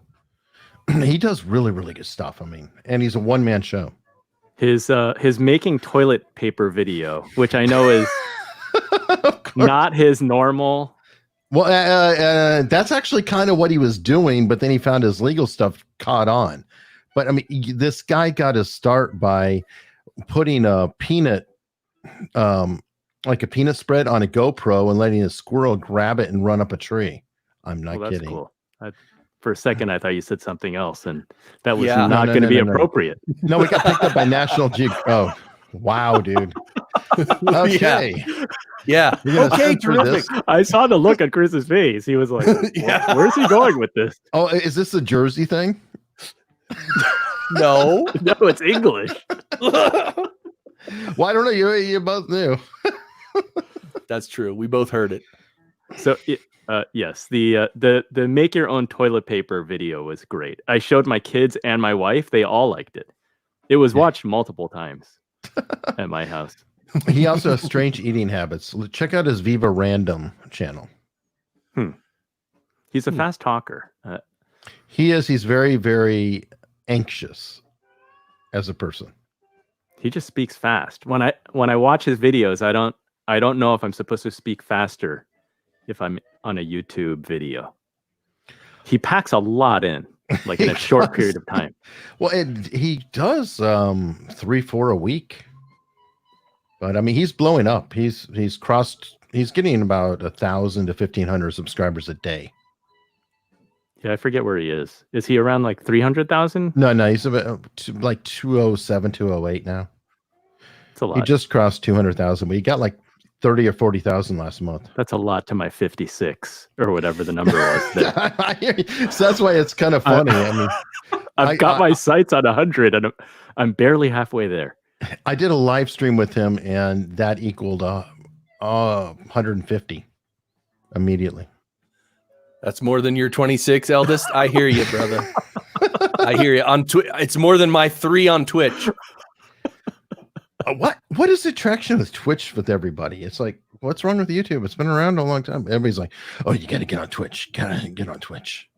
No, it's just different. It's just if you like watching live streams, it's a different platform. It's a different feel. The platform is a different feel.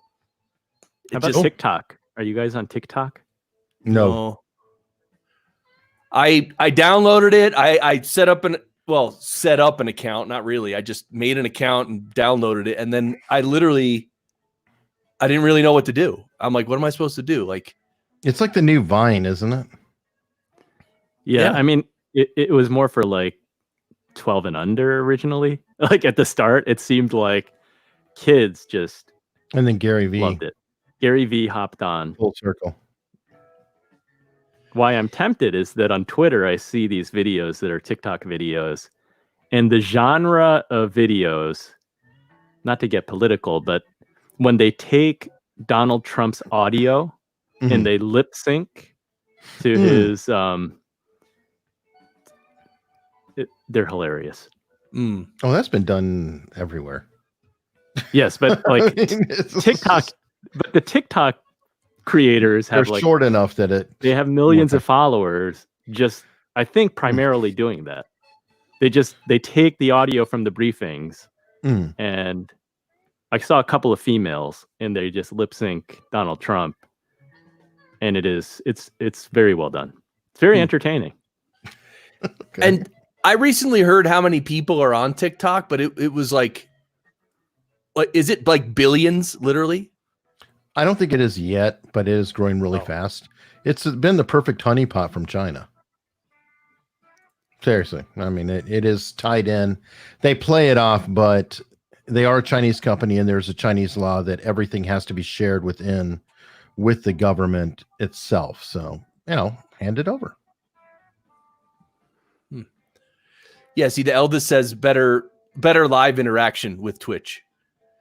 Yeah, Twitch is it's just a different thing.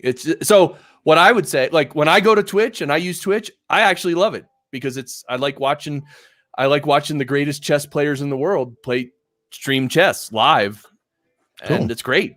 I learned, it's fun, and I can comment, and but mostly it's gamers. So if you're not into gaming or anything and you wouldn't watch that live, then maybe you don't want to watch Twitch. That's probably it. I mean, I haven't been exposed to a Twitch channel. Well, I've barely been exposed to it at all. Seth Miranda has a cool Twitch channel. He works at Adorama. He's a good friend of Jason DeFilippo. But Chris, mostly you got me to download Twitch so that I could watch the Podcasters Lounge.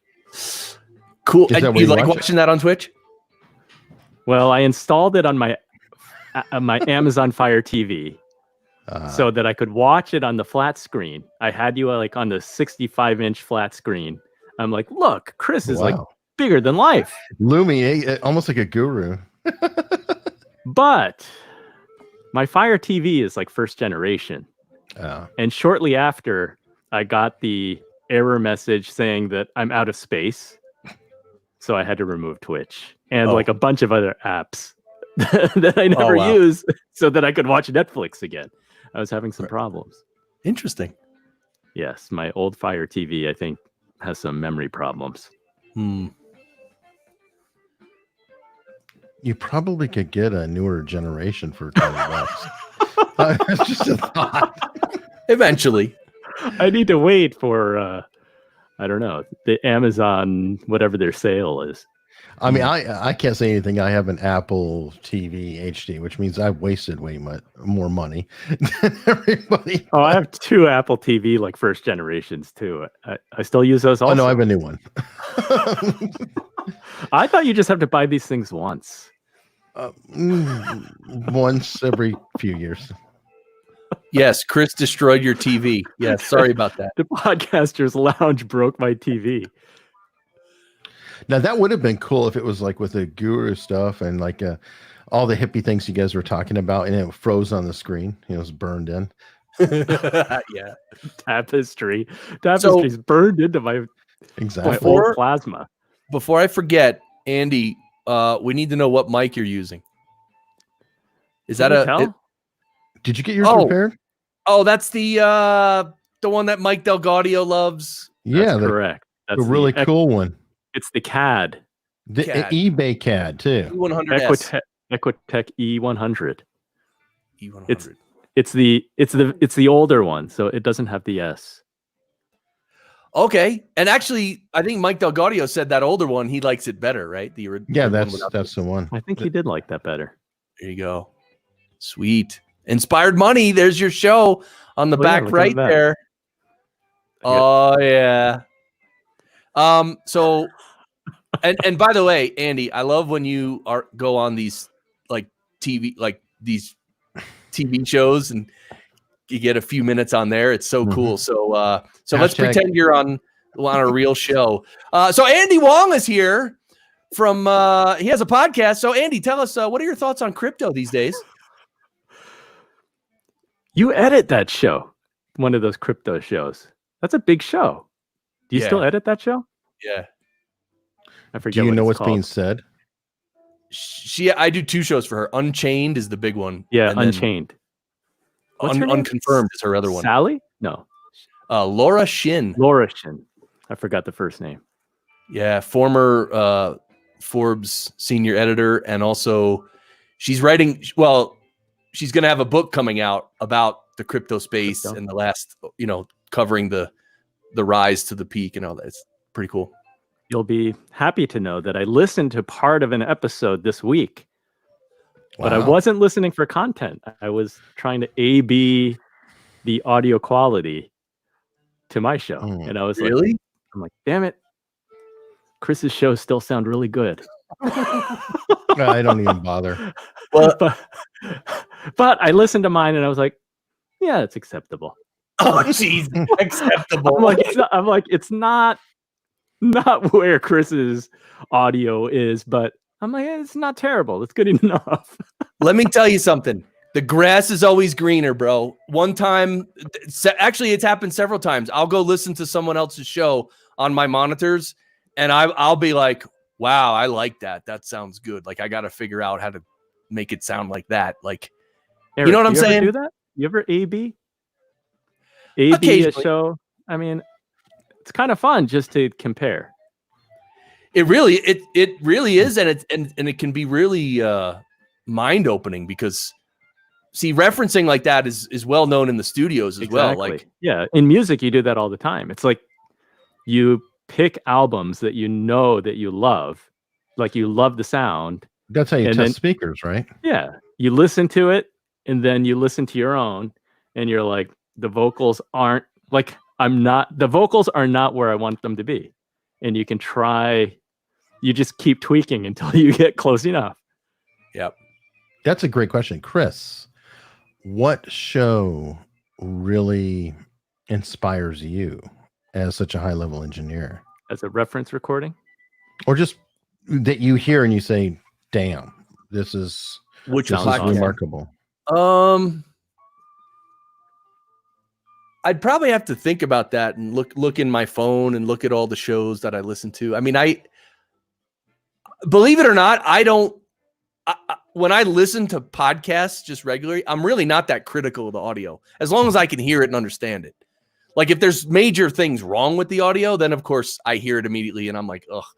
But if it's pretty good, then I don't nitpick or try to find things wrong. So when you ask me what's a show that really sounds good, you know what? I'll take that as a challenge. I'll do a daily goodie about that too.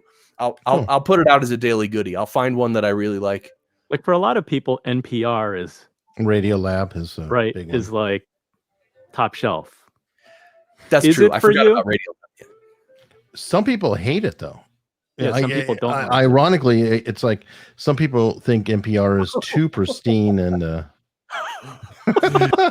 Yeah, Bill it ain't the Burr, Gary V Michael. podcast.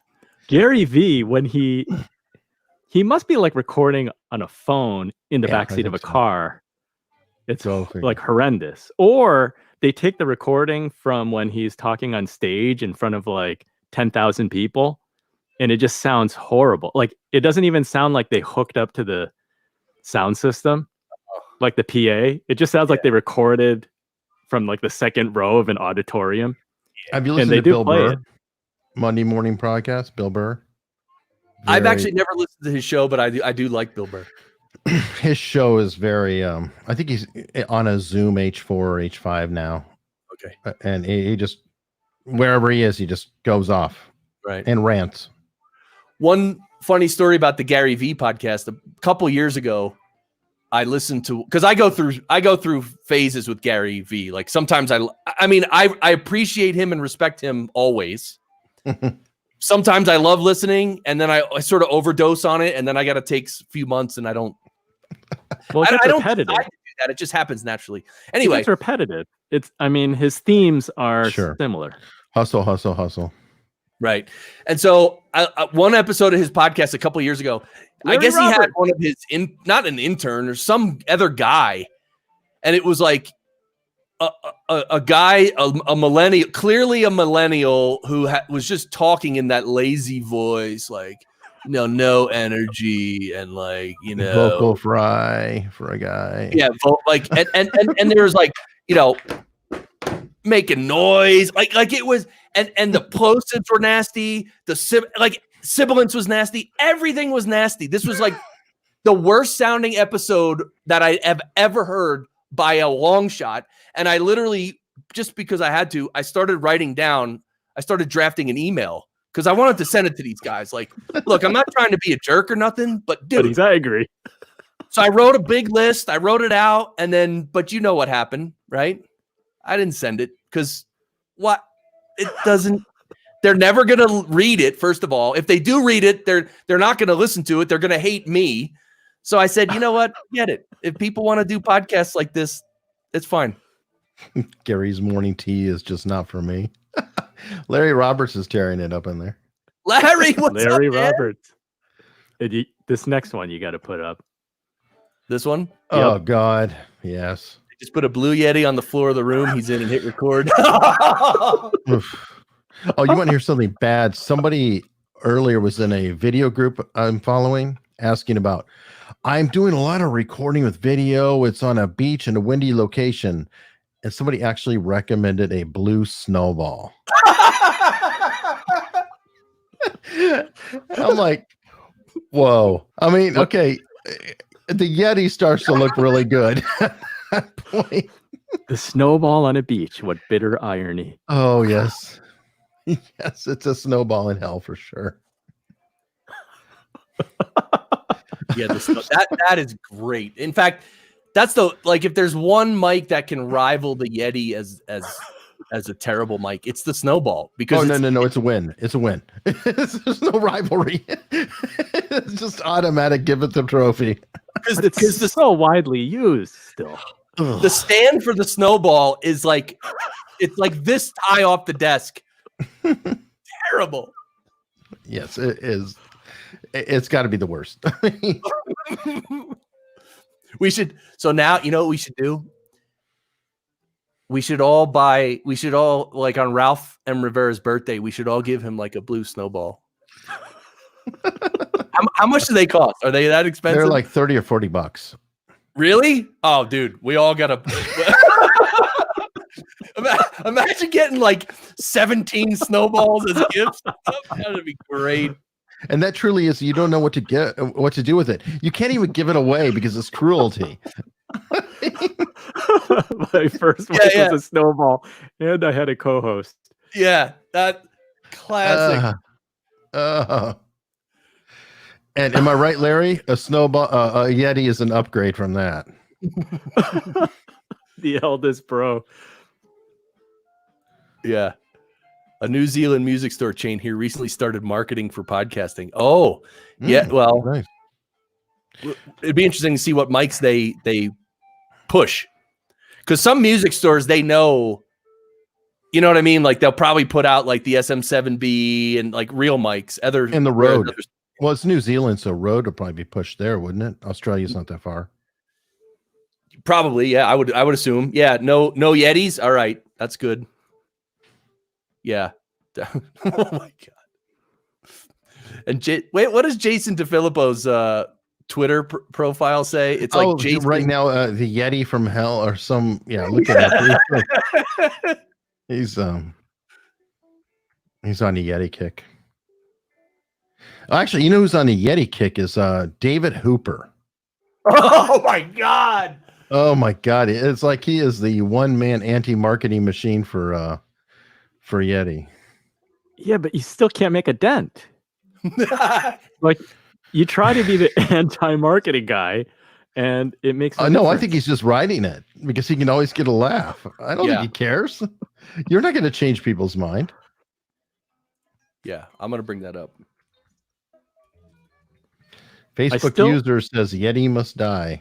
I still want to create a podcasting website, and I'll actually have real content on it.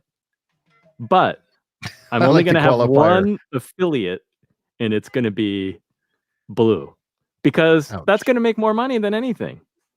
Ugh. Like I can talk about all the other microphones, but I'll just have an affiliate link to Blue because that's what people are going to click and buy. The new one has LEDs. The Blue? Yeah, the new Yeti.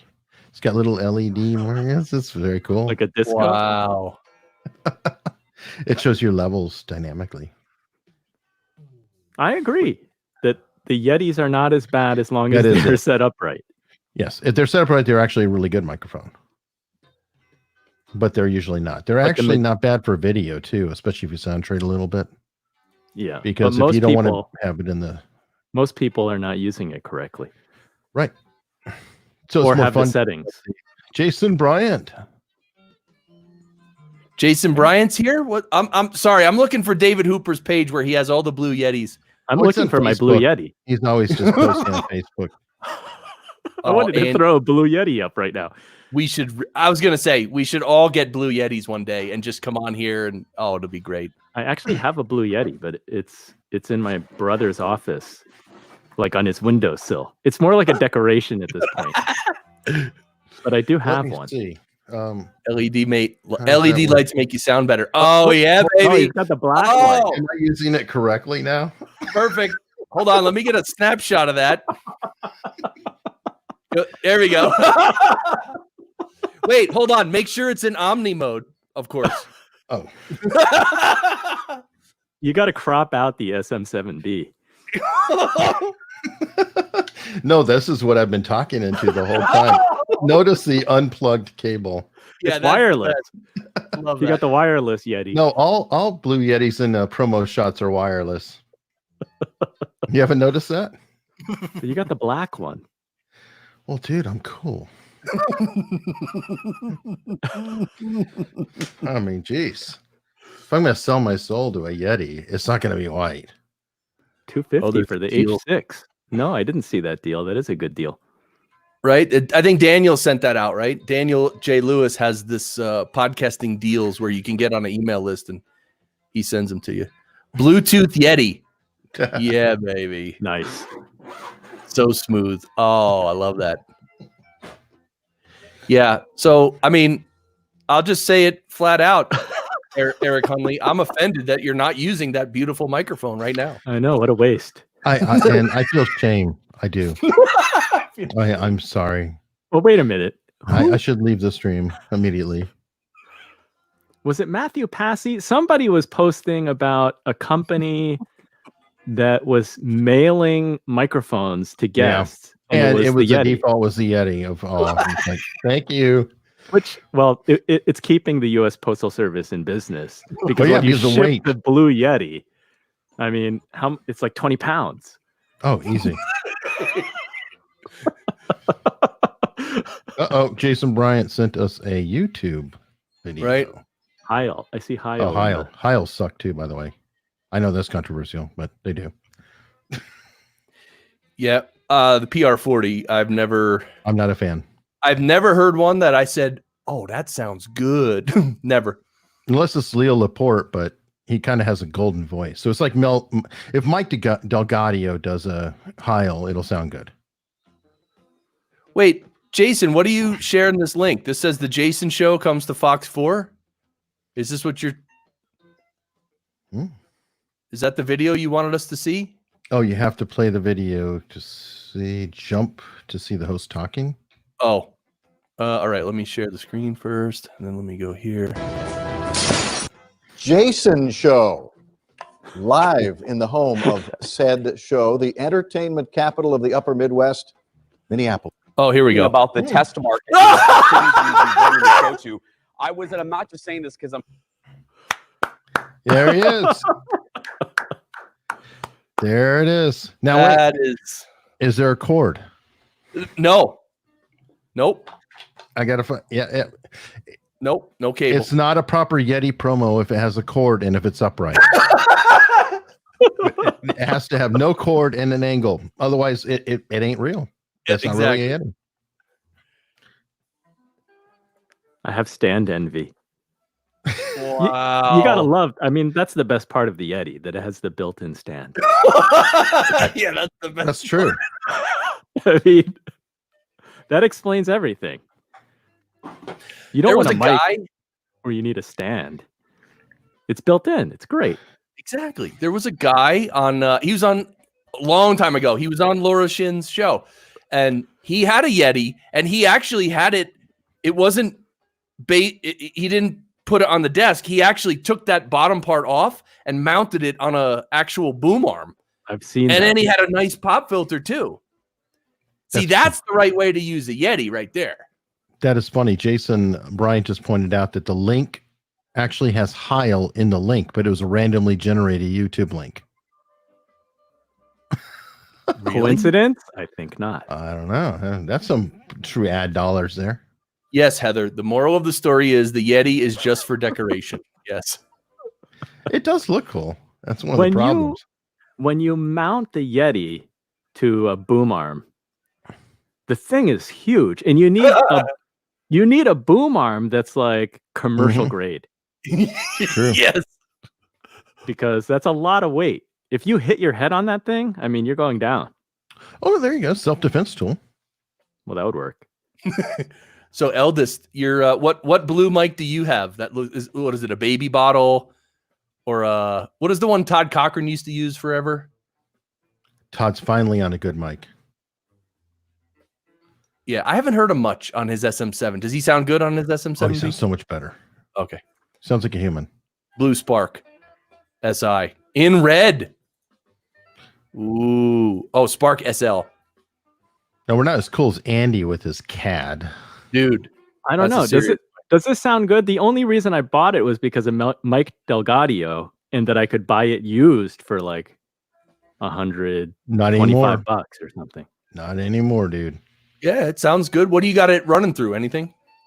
Right now, I have it going into a mixer. Okay. Any compression? No, I think no effects. No effects. I should add a little compression though. No, you don't need to. You And sound probably I Clean. should put I think I should put the limiter on it. good. Do you treat your room at all, or are you just up on it enough that it's blocking the background? No, I need to treat my room. My room is bad. When I listen to my show, I can hear the echo and it bothers me. I don't hear it though. So I mean, you're up close enough. I guess you're blocking it, but it's not. And right now, I'm in my basement right now. Usually, I'm recording intros and outros. I'm upstairs. It's the worst room. It's got wood floor. So definitely do it there. Yeah, exactly. Good planning. Well, that's why I need the Blue Yeti. It would sound great in that room. Oh, of course, dude. You can hear three of you. Well, that way the listeners can hear the room. Yes, They hear, it's like atmosphere. exactly. Yeah.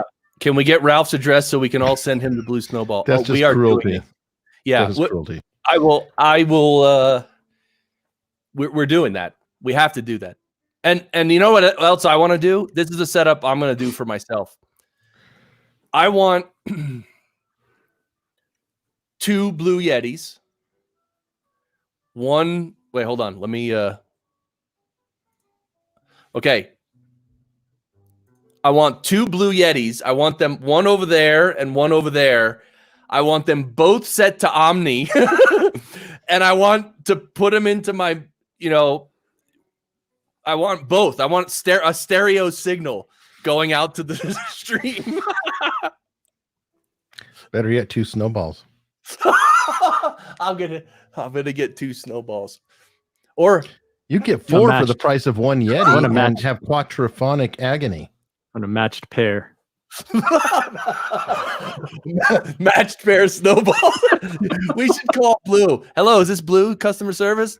Yeah, I really want to get a matched pair of snowballs. You guys have Consecutive serial numbers. that? Oh, It's very important. Well, obviously they do that with some mics. Like they'll make a stereo pair and they'll actually test them together and very cool. Yeah. and Alan Parsons will buy them. There you go. Yeah, right. I'll put them both in stereo or Omni or both, or you know what I'm saying. What is that, Jason? Daniel's newsletter? Yeah, so the H6 is on sale. I mean, look here. One thing I will say about good. the H6, very handy, Mhm. very handy. I have one. The only thing is with the Zoom, with I think other Zoom stuff too, you got to watch out for those preamps.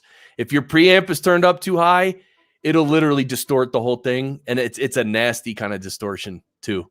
So when you look at the meter on a Zoom H6 or H5 or H4, I never want my meter to go above -6. So if it goes towards 0, literally it's going to distort. So I always keep it down. The beauty is if you record in 24-bit, you can record at a lower recording level And lift it in post. and lift it in post. Yeah. Have you do you have a Mix Pre 6 or a Mix Pre 3? Those seem to be kind of the darlings of the community.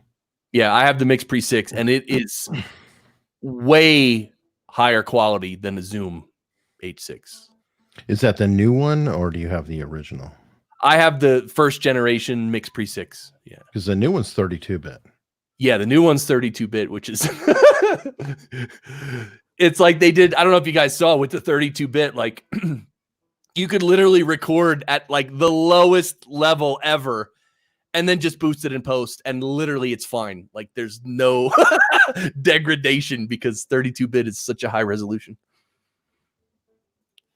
Still checking out the MixPre 6 for $885, the lowest price. Yeah, it's well, I think it retails for what, like $950 maybe. So that's Something not like a bad. that, yeah.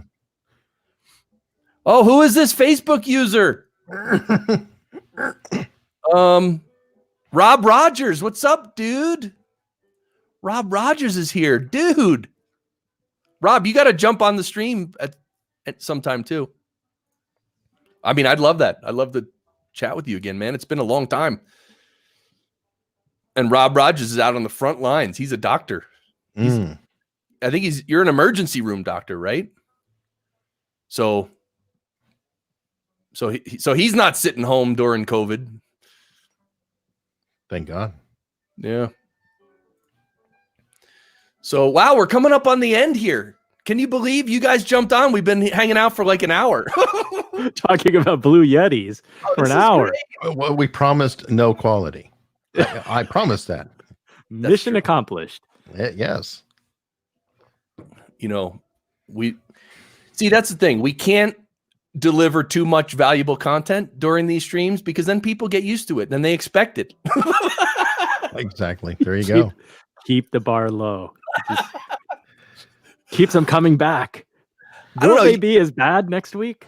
Exactly. You know, when I first started doing the lounges, I used to prepare. I'd prepare like a list of like 20 topics and links and like, you know, and now it's like, oh wait, 6 minutes, we're starting. Okay, let me do this. And then I jump on.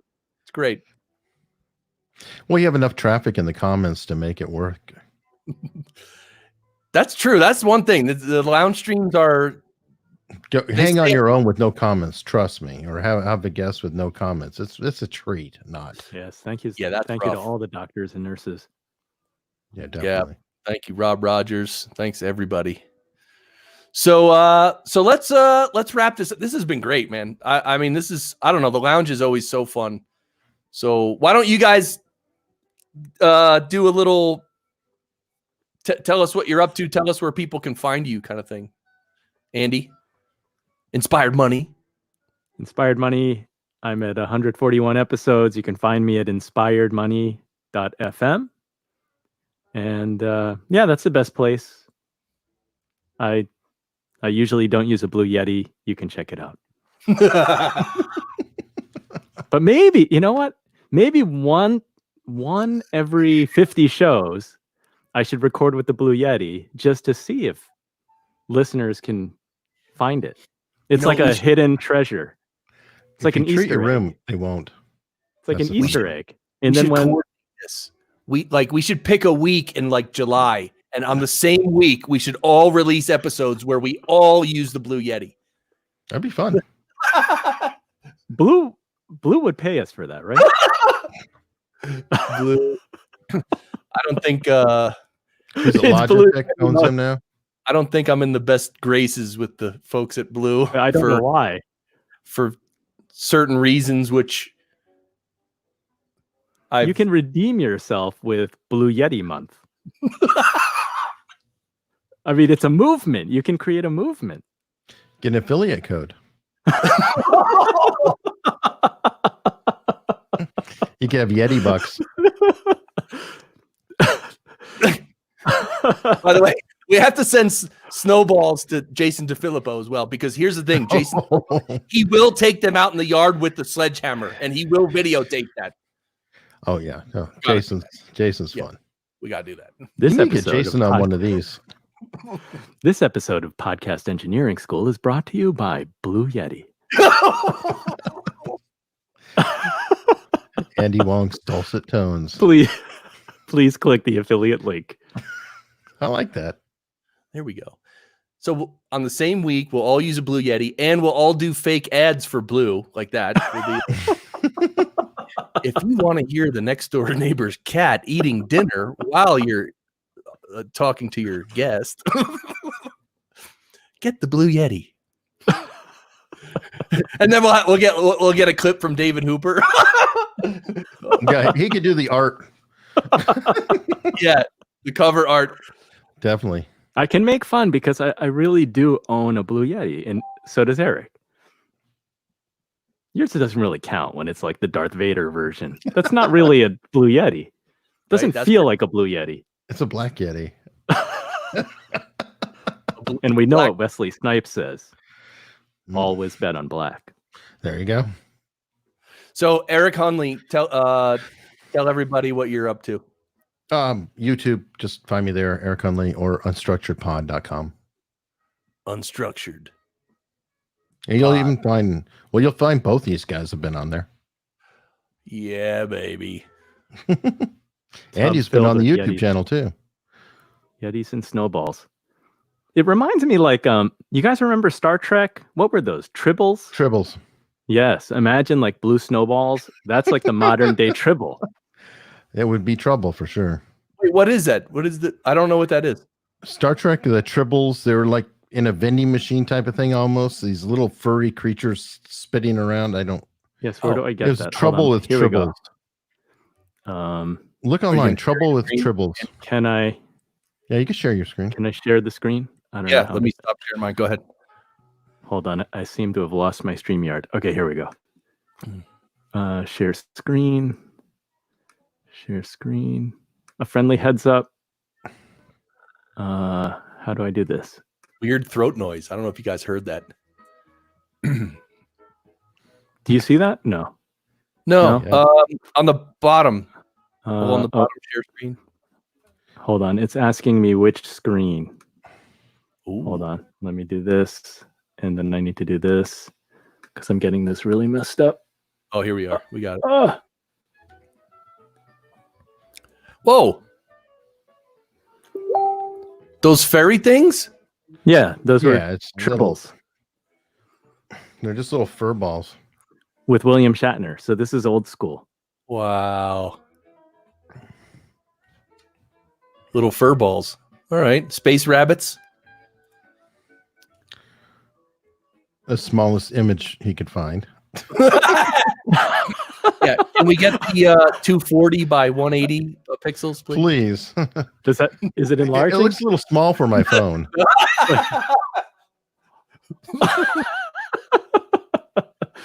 Thumbnail on a thumbnail. Uh-oh. Now I'm telling you. Uh-oh. Now I Yeah. broke it. Oh boy.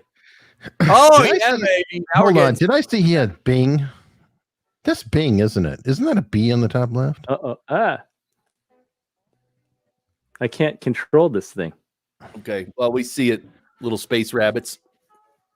There it's is it All bigger? right. That's No. it. That's good right there. Yep. Wow. And what? So they were in the ship? I don't remember that thing. I don't remember. There was an episode where they must have gone to a planet and they had these weird things. And they purred. So if you have a tub full of blue snowballs, that's That. All right. That's the visual. All right. there you go.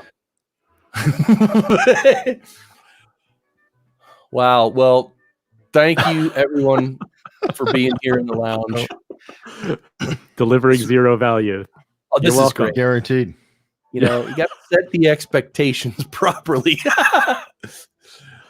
All right. So definitely, if you're watching this or listening, definitely reach out to Eric and Andy if you want to touch base with them, subscribe to their shows and all that stuff. And this has been great. This has been so much fun in the lounge. Thanks everybody who's been here in the comments.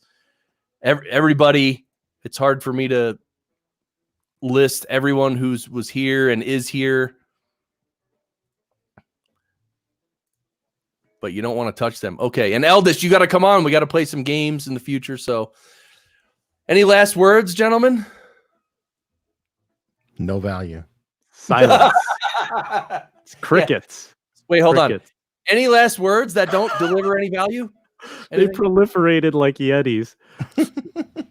Good point. Maybe that's what people should do with the Yeti. Put like a wig on it, like dress up the blue Yeti. There you go. That's what I'm gonna sell.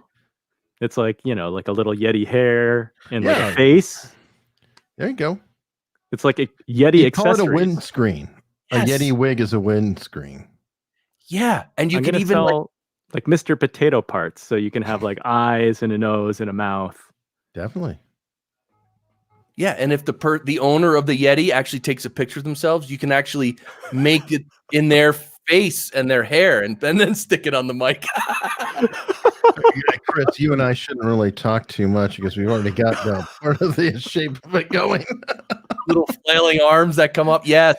Yes, it's gonna come with an app where you can like scan your face. You go like all around your head, and then it 3D prints your image that you put on the Blue Yeti. Hey, we go from Mike Flags to Mike. I don't know. Face. Yeah.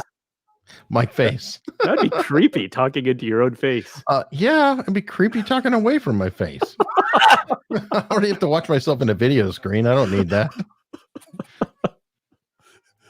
All right. Well, let's end it here, gentlemen. Thank you, guys. Thank you Thanks, again, Chris. Eric, Andy. Thanks for everybody. the Podcasters Lounge.